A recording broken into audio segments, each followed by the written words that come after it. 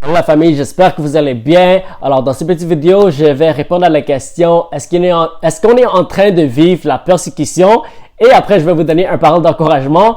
Mais pour ceux qui ne sont pas au courant, si vous n'avez pas vu ma dernière vidéo, on a récemment imposé les impôts additionnels aux non-vaccinés. Et même dans cette vidéo, j'ai dit, on est en train de parler déjà d'enlever le privilège d'avoir accès aux épiceries pour les non-vaccinés. Et tout récemment, on a eu une autre annonce juste quelques jours après qu'on va officiellement imposer le passeport vaccinal pour avoir accès dans les grands magasins. Alors ça inclut le Costco, ça inclut le Canadian Tire, ça inclut aussi le Walmart. Alors pour ceux qui sont en France, ça c'est équivalent à le Carrefour, par exemple. Alors voilà, ça c'est officiellement imposé dès lundi. Alors dans 2 jours, si tu n'es pas vacciné, tu n'as pas le droit d'aller à Walmart, au Canadian Tire ou au Costco. Alors, pour répondre à la question, est-ce qu'on est en train de vivre la persécution maintenant? Vous savez, nous, dans les pays occidentaux, on ne vit pas la même persécution dans des autres pays où il y a des persécutions plus physiques. Comme par exemple, si tu vas en Iran ou en Chine, les gens sont envoyés en prison pour leur foi. Les gens sont abattus physiquement ou les gens sont même tués juste pour le fait qu'ils ont une Bible ou qu'ils croient en Jésus. Alors, si on est honnête, nous dans les pays occidentaux, on ne fait pas la même chose que ça. Nous, la persécution, c'est plus le rejet, c'est plus les persécutions psychologiques, c'est plus on va te traiter comme un fou, on va te parler derrière ton dos. C'est quand même la persécution, mais c'est un peu différent. Mais aujourd'hui, les choses sont en train d'avancer très vite. La parole de Dieu, les prophéties de la Bible sont en train d'avancer très rapidement. Et juste le fait qu'on est en train d'imposer les impôts additionnels, c'est très similaire à ce qu'ils font dans les pays musulmans, comme par exemple Iran. Là-bas, si tu n'es pas un musulman, si tu es chrétien par exemple, on va imposer les impôts additionnels à moins que tu es musulman. Alors aujourd'hui, on vit quelque chose de très similaire. Si on n'est pas vacciné, on va t'imposer les impôts. Et même plus récemment, maintenant, on a enlevé les services d'avoir accès aux grands magasins. Alors, là, la persécution est en train de venir. On n'a pas le droit de se rassembler. On ferme les lieux où les rassemblements religieux. On impose les impôts additionnels et même maintenant, on est en train d'enlever tous ces services essentiels. Alors, comme j'ai dit dans ma dernière vidéo, on est dans un jour où on doit mettre confiance en Dieu dans chaque domaine de notre vie. Que ce soit la guérison, que ce soit les finances, que ce soit la paix, que ce soit la joie. Tout domaine de notre vie, on ne peut plus se dépendre dans les services essentiels qu'on offre aujourd'hui. Jésus est notre service essentiel pour chaque domaine de notre vie. OK? Alors, la Bible nous dit, je vais juste lire quelques écritures. 1 Pierre 4, 12, 13. Bien-aimés, ne soyez pas surpris comme d'une chose étrange qui vous arrive de la fournaise qui est au milieu de vous pour vous éprouver.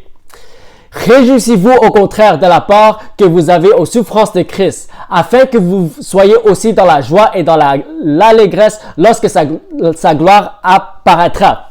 Alors, en tant que chrétien, il faut faire attention parce que la Bible nous dit clairement, ne soyez pas surpris. Sois pas surpris. Alors nous, on a notre réaction naturelle, c'est on est choqué. Même moi, je suis quand même choqué. On est surpris.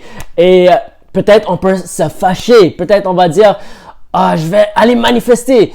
Et je suis pas totalement contre. Si tu veux aller manifester, tu peux aller manifester. Mais la parole de Dieu nous dit, on doit être prêt à cela. Est-ce que tu es prêt pour la persécution? Est-ce que tu es prêt même à mourir pour Jésus? On doit se questionner parce que les choses commencent à avancer très vite.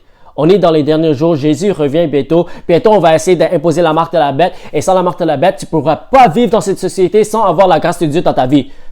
Alors, on est dans un jour, on doit se préparer. On doit se préparer pour la persécution. On doit se préparer, bien-aimés. Mais Jésus a dit, Jésus nous a préparés. Il a dit, heureux ceux qui sont persécutés pour la justice, car le royaume des cieux est à eux. Heureux serez-vous lorsqu'on vous outragera, qu'on vous persécutera et qu'on dira faussement de vous toutes sortes de mal à cause de moi. Réjouissez-vous et soyez dans l'allégresse parce que votre récompense sera grande dans les cieux. Car c'est ainsi qu'on a persécuté les prophètes qui ont été avant vous. Alors, on va commencer à vivre plus de persécutions. Aujourd'hui, les églises n'ont plus le droit de se rassembler. Si tu te rassembles, tu es considéré comme un démon dans la société. Si tu n'es pas vacciné, on te considère comme un démon, comme un rejeté de la société. Alors, si tu es un chrétien qui a la conviction que tu ne devrais pas prendre le vaccin ou que tu as confiance en Dieu pour ta guérison, là, on va vivre la persécution. On va vivre la persécution. Les gens vont te regarder bizarre. Les gens vont t'attaquer. Est-ce que tu es prêt pour cela? Parce que la pression est en train de devenir de plus en plus forte. Mais un autre écriture qui est très puissant. Romains 8, 28. Nous savons du reste que toute chose concourt au bien de ceux qui aiment Dieu, de ceux qui sont appelés selon son dessein. Alléluia.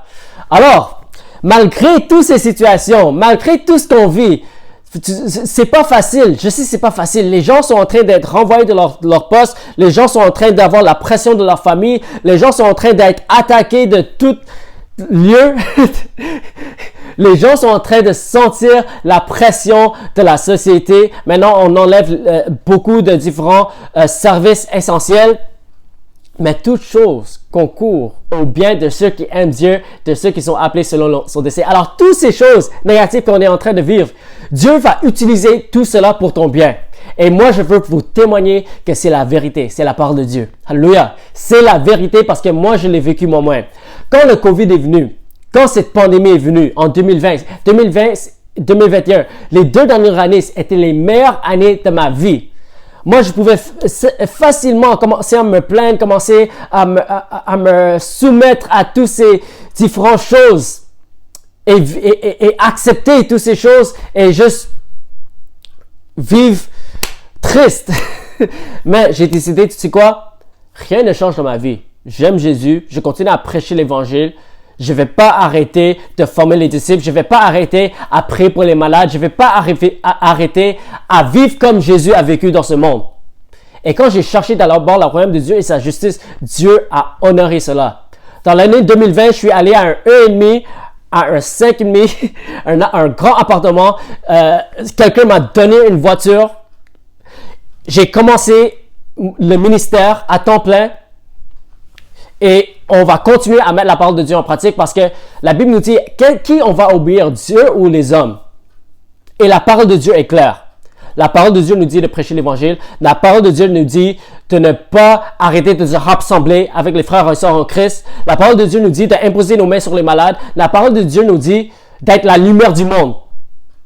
Alors, malgré chaque situation, il faut continuer à vivre selon la parole de Dieu. Il faut continuer à aimer Dieu, aimer ton prochain, prêcher l'Évangile, former les disciples, faire ce que Dieu t'a appelé à faire. Et quand tu cherches d'abord le royaume de Dieu et sa justice, toute chose concourt au bien pour ceux qui aiment Dieu et que ceux qui sont appelés selon son dessein. Même financièrement, Dieu va te bénir. Spirituellement, Dieu va te bénir. Dieu va te bénir dans cette saison. Il faut continuer à réjouir. Jésus a dit clairement, réjouis-toi. Quand on commence à te persécuter, réjouis-toi. Et Jésus va honorer ta foi. Alors, même si on est en train de vivre la persécution, même en Chine, par exemple, l'Église est persécutée, les gens n'ont pas le droit à se rassembler. Mais regarde ce qui est en train de passer en Chine maintenant. Dieu utilise cette persécution pour sa gloire. En Chine, il y a 10 000 personnes qui donnent leur vie à Jésus tous les jours. Chaque jour, il y a un grand réveil qui arrive en Chine. Alors, on ne doit pas être découragé. Le gouvernement, ils peuvent fermer les bâtiments, mais ils ne peuvent jamais fermer l'Église.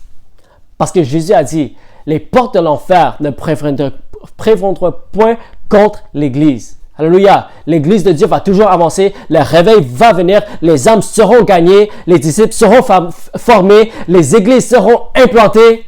Au nom puissant de Jésus-Christ, on va voir un réveil à Montréal, à Québec, à Canada, en France, dans toutes les nations. On va voir le réveil et rien ne va arrêter cela. Alors, persévérez dans la foi. Soyez pas découragés. Continuez à honorer Dieu, suivre Jésus au nom puissant de Jésus-Christ. Alléluia.